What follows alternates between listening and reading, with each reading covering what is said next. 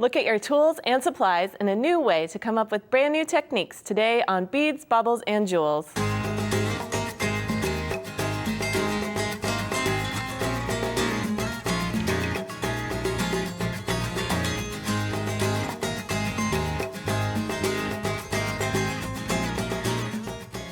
Beads, Baubles and Jewels has been brought to you in part by Beading Daily, your jewelry making resource for how-to projects, books, magazines, DVDs, events, and online learning.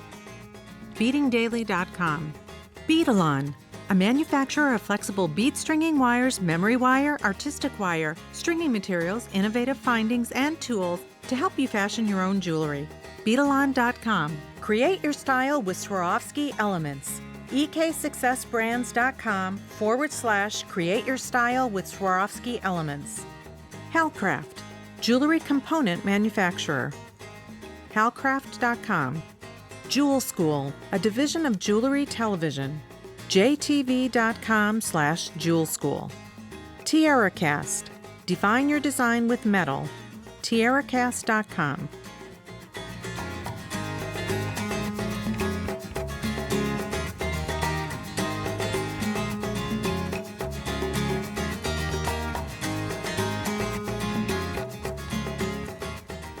Thinking like a designer means recharging your creativity on a daily basis and always looking for new and unique ways to use the same old tools and supplies, but in a brand new way. I'm your host, Katie Hacker, and sometimes all it takes is a different perspective to come up with an interesting new use for an old standby. Speaking of standbys, take a look at this embroidered pendant. We've been embroidering beads forever, but this take uses tiny metal seed beads. You can see all around the edge here, I've used the seed beads with glass beads and then layered some elements in the middle. And I'm using fish leather, so this is a new material too. And this leather right here has been dyed a color, but I think it's cool to see the shape of the fish in the leather. Now, it also gives you some texture inside the ring. So to do seed bead embroidery around this, what you'll do first is glue this down with some industrial strength adhesive. Then I'm going to put my optics on so that I can have a look at these tiny beads. And this will just give me an up-close view. Then I'm going to take my needle that I've already threaded with thermally bonded beading thread, and that's important when you're using the metal seed beads especially. So you're going to pass through the back of the leather, and you just want to make sure that you're nestled pretty close to the ring. And of course the rings come in different shapes and sizes. You could do this around any type of stone. It takes a little bit of grit to get through the leather, but just make sure you use a sharp beading needle for that. Now I'm just going to stitch one bead down so that you can see how to begin. Then we'll do the back stitch. So we pass through, and this is my metal seed bead. Then pull your threads down, and you can tie this on the back of the leather, or you can wait until you've gotten some beads on there.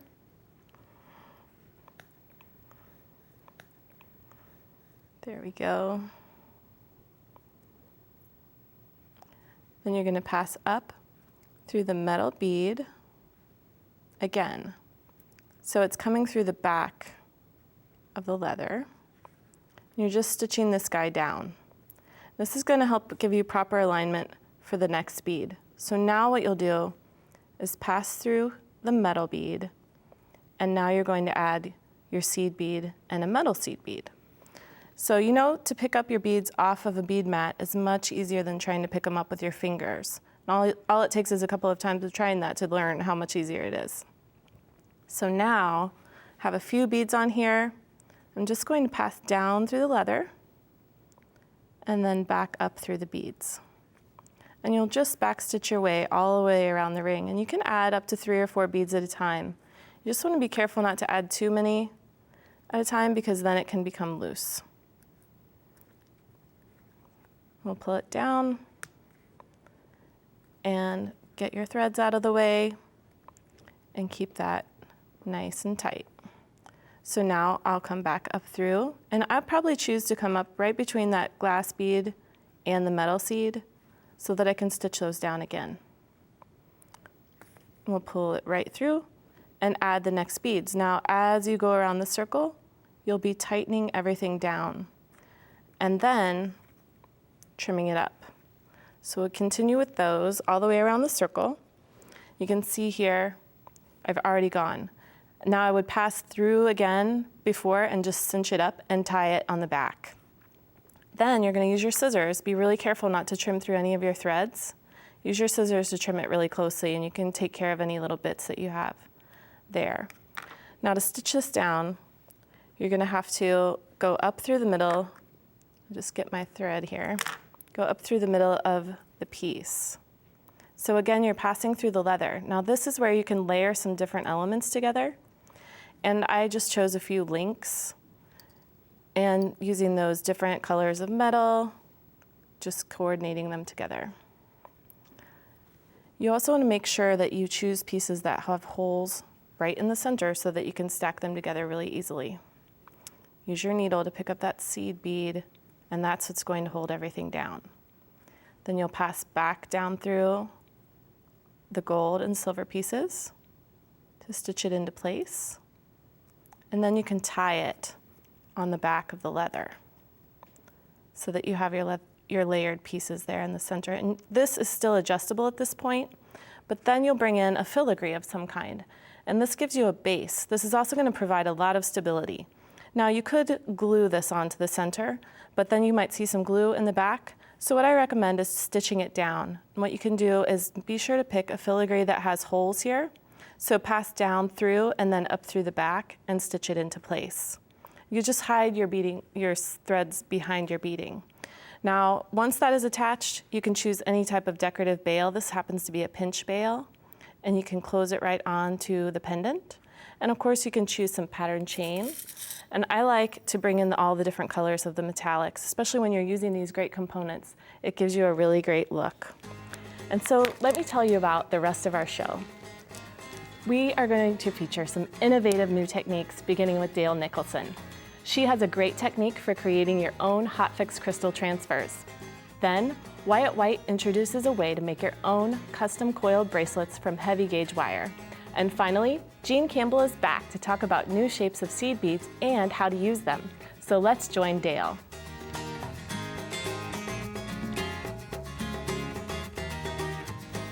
I'm here with designer Dale Nicholson. Dale, you have a great idea for recycled crafting.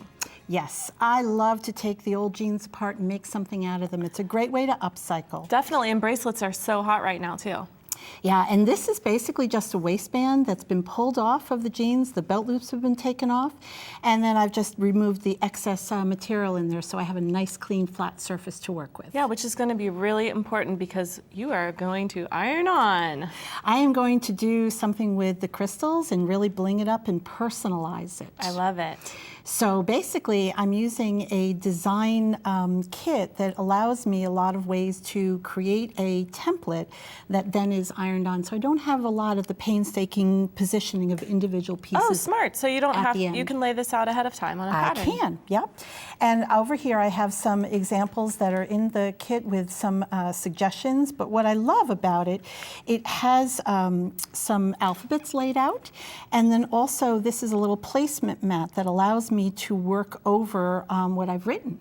Oh, okay. So you see what I've done. I'm making this for you, as you can see. You. So what I've done is I've taken a marker and I've highlighted the words I need, and then I basically worked over another piece of white paper and created your name. So you could use any font too. I could. know you have this template, but you could use any font with this or any pattern. So Correct. You could draw something and lay this over the top and arrange your crystals. Do your own design. Great. Yeah. So basically I'm going to start to show you how you do this. Basically I'm just picking up the crystals and I'm just positioning over them. And you can see that this placement mat has a little bit of gription. I know that's not the right word, but we use it all the time.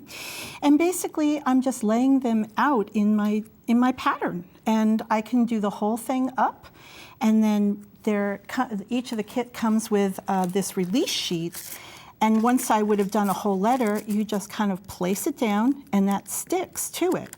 It just pulls right off and I'm ready to go. To iron that on. Mm-hmm. Okay, and you can use any size flatbacks with this? Any size of the flatbacks that have the adhesive on the back. Okay. Because you want this to be applied to fabric. So you want to use this with hot fix Right. crystals? Absolutely. All right, so here's my name, your name, word, my name. Perfectly done. And you can see too, I put the line so that I knew that it fit the width of this band. So right here, I can basically just put this right down, and I'll do that now. So you can see that once you do this, you do have a little bit of release time. Oh, it's always hard to pull these things off, but I will get it. All right, so there you go. Look, it comes off beautifully easily. And then I'm just going to position it where I want it. Now, okay, that looks about right, but you know, I can put it down and then position it over a little further if I wanted to. I kind of like it going into the area there where the stitching is. Okay, now what about these sheets? Are they reusable, or this is a one-time use? They're not once they're put through the iron. They're not. So it's only for a one-time use. You could reposition it as many times as you need to at this point before you iron. Absolutely. So now I've got this. Can I take it to the iron and show? Yes, let's see. Okay, so I've got a surface here that I can work with. So I'm basically just going to make sure that sits down there. I'm going to use an iron that doesn't have any steam because the steam does a funny reaction with the plastic. You just push down. And normally you use a harder surface because you want a lot of reflection. A little resistant from the back. And so I'm going to hold it down there, give a little bit of pressure for about 10 minutes. 10 seconds. I know your audience will know that. And so there I am. I'm just pulling it right up. Great. And these are all in place. Now, it looks great. If one of them wasn't, I could still just put the iron back on and reposition it if I wanted to. Okay? Great. And so from there, I can finish up this cuff by putting in some trim here like I've done on these others. And then it's just a matter of adding on a button, or if I already had the grommet on, I would put a slit in it. Okay, so like for example on this bracelet here, you have the button still attached from the other side of the waistband. Correct. So you're really getting two bracelets because you've got the button on one and you cut your own buttonhole for this one. And because I glue it together, I'm not really going into the whole sewing thing. I just put a little bit of extra adhesive underneath here so then it doesn't fray unnecessarily. Yeah. Oh, we all have scrap fabric and old jeans, and this is a really great upcycling. Now tell me about this. This is super cute. So this is basically the difference between the two sides of the waistbands. So this is the extra, and this I made into a headband. Smart. And this was just a standard ponytail holder. Ponytail holder, yeah. And so I just stitched it on. That one I did stitch because I wanted it to be really strong. Oh, and this so was cute. using one of the designs that come in that pattern, or I could have made my own. And you even used the pocket. I did. I just thought, why not? It's a bag I can take to the beach or carry, and then I know it's going to be mine. Right. Oh, this is a great way to crystallize Now tell us about the fabric. I know you're doing all denim here. Yep. But what other fabrics could we use this on? Most any fabric that has a porous backing. You don't want to do it on leather or anything water repellent because the adhesive has to bond to that fabric. Okay. So that's one of the things you have to, and if you don't know, test it just to make sure that it holds Oh, that's firm. a good idea, right, Yeah. of course. Yeah. And let's take a quick look too at the buttons on these two bracelets because these are a little special. Well, these are really special. This was made for a girlfriend who really wanted that crazy, collage-y kind of effect, and she personally requested a crystal on there. So I added on a button, a pendant into a button so that goes into this That's a good idea. hole. So you just made a little seed bead loop to attach it? Yeah, just to add on a little bit extra to give a little, pizzazz. And on this one that I did for my friend Jen, she didn't want a lot of color. She said everything neutral. So I did the contrast of the black and the silver night, but then I added on, just used metal glue and put onto the flat backs. Okay, so this is your hot fix adhesive crystals here. Correct. But this you would need to use some that don't have any glue on the back. Correct. Because I have tried that and that doesn't really work out. But you What have about fun these? experimenting. Those are the hot fix too, and those I just physically positioned by hand because I You could. didn't really need to use a pattern. I didn't need to. Oh, Just this- to add something. This is exciting because I am ready to make some designs and get some different fonts. This is going to be fun. Good. All right, well, thank you so much, You're very Dale. welcome. And we will be right back.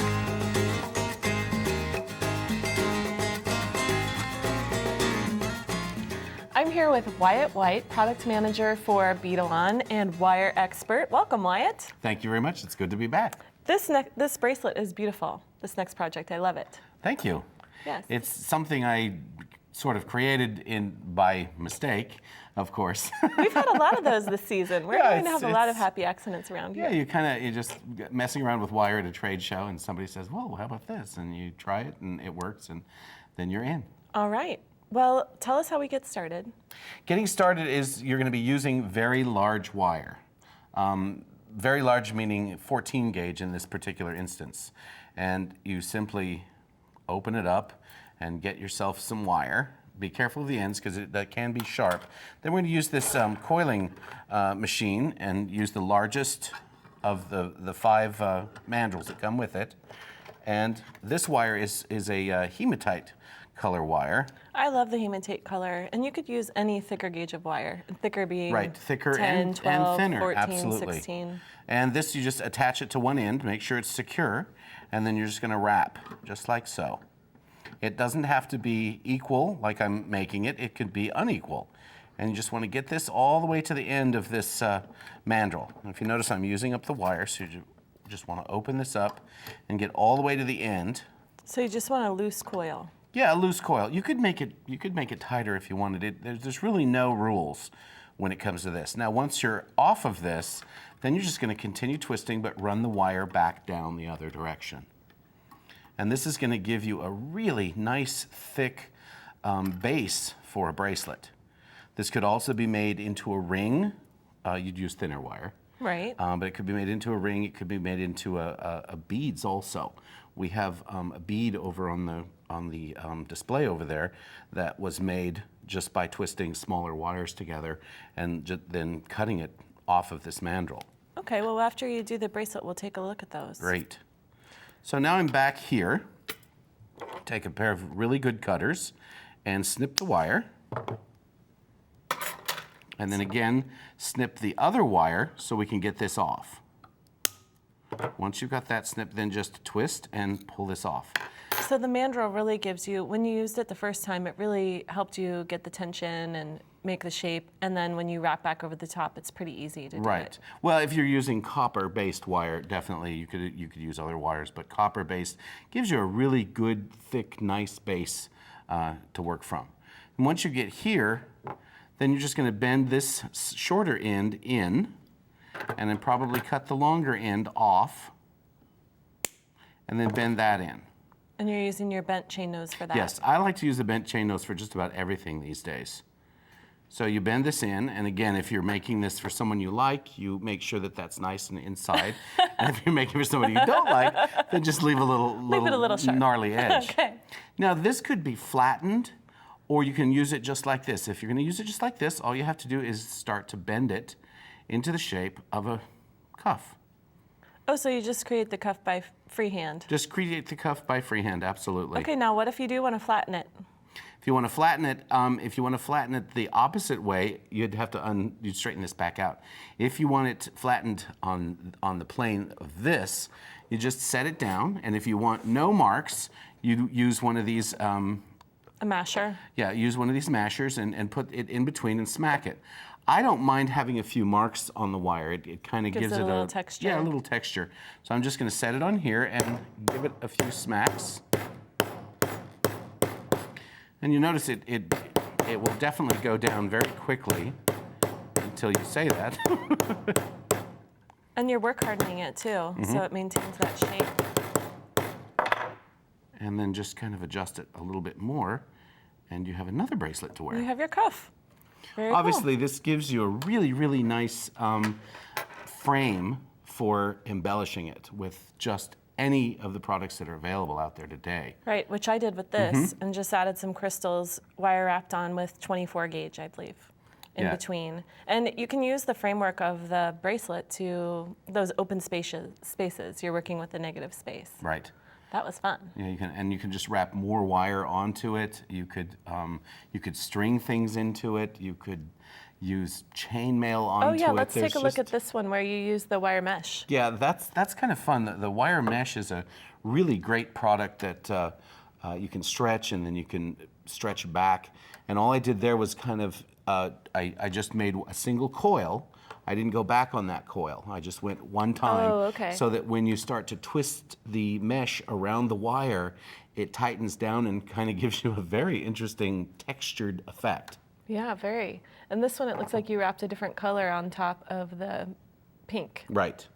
Pretty. And these are with some different gauges. This is 10, probably? This is a It thicker appears to gauge be here. 10, right. And you can tell the difference there, how it looks. I like that this could go masculine or feminine. And you made some rings here, too. Yes, that ring needs to have some, it has the extra wire hanging out. I intended to put some beads on there, but I haven't quite found the right bead just yet. And the one next to that has just been flattened, but I narrowed some of the edges so you can put the ring on and actually wear it. Oh, and that would make a really interesting component, too, if you strung it into a necklace. Absolutely. And what's this guy? That guy is a bead. So you can wrap the different wires together, you can add more wires, but just do a very short distance on here. That way you get a bead, and then if you want it to just be a single bead on a piece of leather or a nice chain or something like that, the sky's the limit with the different variables of the colored wires. Right, and it's so easy and fast. Very fast. The large wire can also be manipulated into rings. Oh, like this one. That particular one, I used much smaller wire. I believe it's 20 gauge wire, but you go back and forth on the same mandrel that I used before, but you do a shorter distance, of course, because you don't need as much of the wire frazzle, so to speak. Right. And then I just lifted up the ends and captured the bead with the loose ends, and you just go back and forth in the bead and tie the wire off. So there are a lot of different ways that you can use this coiling effect. A lot of different ways. Oh, but this is very clever. Thank you, Wyatt. This is great. You're welcome. And we will be right back with Jean Campbell.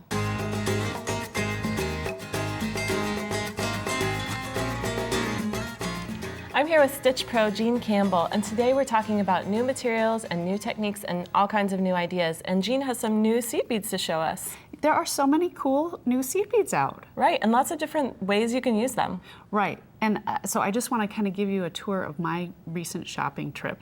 One of the new exciting beads, they're Czech, and they're called duos, or they're also called twins. It's slightly different. So these here. This is a duo, and if you can see, it's a two-holed seed bead, and it makes beautiful Great chains texture. and really nice texture. These pieces are just done with peyote stitch. Oh, wow. In addition to this piece over on your right. Oh, I love this necklace. Now, who made this? This is done by Doris Coghill. Gorgeous. Gorgeous piece. And it does look like chain. It's really like chainmail, or I think they're just beautiful, and they come in so many colors that you can really play. The next seed bead that I want to show you are the long magatamas, and I've seen crochet done with this, and all kinds of beautiful, almost like dragon scale looking pieces. And this is another piece that Doris did that uses the long magatama. Another bead that's come out is called the peanut bead, and this is another Czech product, and this is a bead, almost the holes in the middle and then kind of like a balls on each end, so that it's like an hourglass shape, and it comes in this small version or these larger versions. And Doris helped me out again. She's got two ideas here for using the peanut beads. And anytime we can show an ornament, we love it, because that's bringing your beading right into your home. Right, well, and Doris said this is just simple peyote stitch, but the nice thing about the peanut bead, because it's fat on both ends, it gives a nice dimension. Yes, and they really lock together. Yeah. The thing that I think people are most excited about are these Tila beads. I think you're right. They're from Japan, and they're basically a flat bead with two holes in the sides. Yeah, so you can use it as a spacer, or those bracelets are gorgeous the way they're stitched together. And the stitchers, who are kind of my crew, are stitching them together in the most fun ways. These are bracelets by Cassie Inman, really pretty, almost like linoleum floor looking. Yeah, they look like tile work. I love it, the Really way the pretty. mosaic fits together. This is another piece by Doris where she uses the Tila as a base and then is just netting through. These pieces are by Annette Holbert, really pretty netting, netted triangles. And then these pieces are by Rachel McEnroe. I love the way she added the sparkle on the top. And if you turn it over, you can really see the Tila pattern. It's a really nice way to do right angle weave because you've got this kind of built-in cube. Exactly. Oh, smart. This is a piece that I did and used the Tilas as the base for a pendant. A couple other pieces that I just picked up, I don't have samples, stitched up samples, but I wanted to show you because they're hot off the presses. This is a 1.5 millimeter cube. You've probably worked with larger cubes, yeah, but this is a tiny, tiny one, which stitchers are excited about because I'm sure they lock together really well too. Yeah, exactly. So the smaller pieces. Okay, I love these. I know, the spike. I like the name too. And that's just, it's got a nice round bottom with one hole through, and you can stitch them together. You can use them as embellishment. Right, very three-dimensional. Those are great. Oh, well, thanks for the sneak peek, Jean. It's amazing there are so many new innovations, even in seed beads, that have been around forever. Thank you so much for watching, and thanks to all of our fabulous guests today. Join us next time as we look at various ways to add color, from patinas and pigments to other colorants, only on Beads, Baubles, and Jewels. Instructions for today's projects, plus other ideas, techniques, and information are available on the web at beadsbaublesandjewels.com. Today's show is number 1707. If you enjoyed today's show and want to see more projects and great guests, you can order a DVD set of the entire Beads, Baubles and Jewels Series 1700. All 13 episodes plus bonus content featuring soldering techniques with Kate Richboard and spiral herringbone with Jean Campbell, only available in this DVD set. Order at beadsbaublesandjewels.com for $29.99 plus shipping and handling. Don't miss a single episode and get these bonus projects. Beads, Baubles and Jewels has been brought to you in part by Beading Daily, your jewelry making resource for how-to projects, books, magazines, DVDs, events, and online learning. BeadingDaily.com. Beadalon, a manufacturer of flexible bead stringing wires, memory wire, artistic wire, stringing materials, innovative findings, and tools to help you fashion your own jewelry. Beadalon.com. Create your style with Swarovski elements. eksuccessbrands.com/create your style with Swarovski elements. Halcraft, jewelry component manufacturer. Halcraft.com. Jewel School, a division of Jewelry Television. jtv.com/jewel school. TiaraCast, define your design with metal. TiaraCast.com.